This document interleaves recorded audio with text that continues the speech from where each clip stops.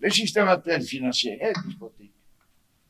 Si on n'élimine pas les principes sur lesquels ce système financier est passé, il n'y aura pas de démocratie.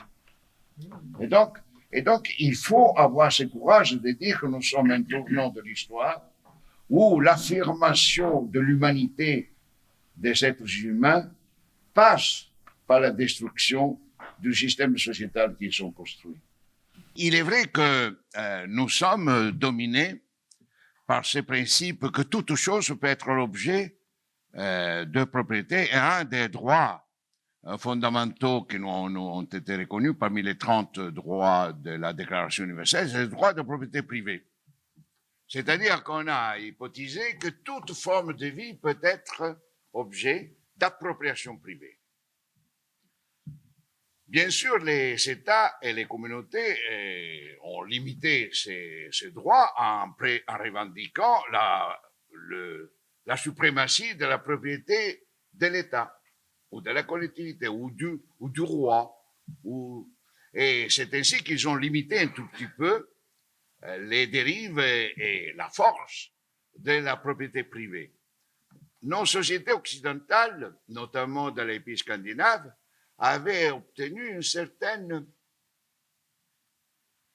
certain ajustement qui avait permis de limiter la propriété privée tout en limitant la propriété publique.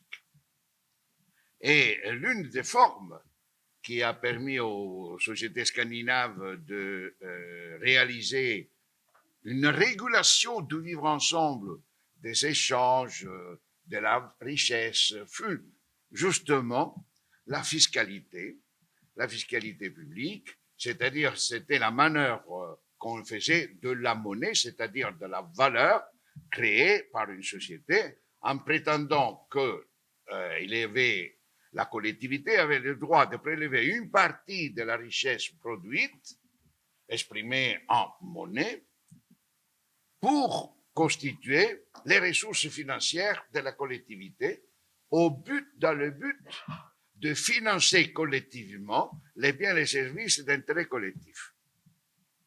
C'était ça le truc, et c'était effectivement l'affirmation qui avait été retenue par pas mal d'économistes comme nécessaire indispensable, notamment Keynes, qui avait dit la monnaie est un instrument de la souveraineté de l'État pour que l'État soit capable d'offrir à ses citoyens les droits que l'État reconnaît, l'accès aux droits que l'État reconnaît.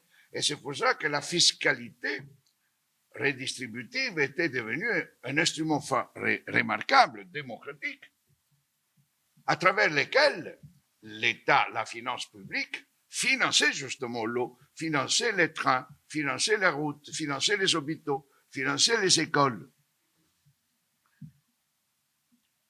La culture despotique du marché et la culture despotique de l'argent a dit ça, c'est un vol. Il ne faut pas que l'État et la collectivité volent la richesse des gens. Résultat, depuis 40 ans de cette convention, tous les partis politiques, qu'ils soient de gauche ou sauf certains, ou de droite, font la course entre eux pour dire c'est moi qui réduis les taxes mieux que toi. C'était la réduction des taxes est devenue une objectif politique de la justice et de la démocratie. Et c'est pour cela que la réduction des taxes, des impôts, a réduit complètement toutes les recettes fiscales et donc les capacités financières de la collectivité. Et la collectivité dit, mais je n'ai plus d'argent. Je n'ai plus d'argent pour financer l'école. Je n'ai plus d'argent pour financer la recherche. À l'époque de mon travail à la commission sur la science et la technologie, j'ai essayé de me battre un tout petit peu pour maintenir qu'au moins le financement de la recherche soit surtout une prérogative de l'État, de la collectivité. Pas du tout.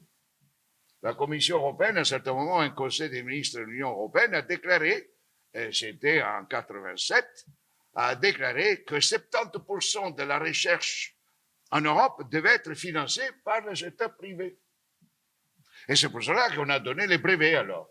Les brevets sur les vivants, les brevets sur la connaissance, les brevets sur les algorithmes. Donc, c'est J'ai essayé très un peu longue sur la question de la propriété, mais je pense que vous avez bien fait de la poser, la question, parce que la question propriétaire est l'une des questions fondamentales de notre société.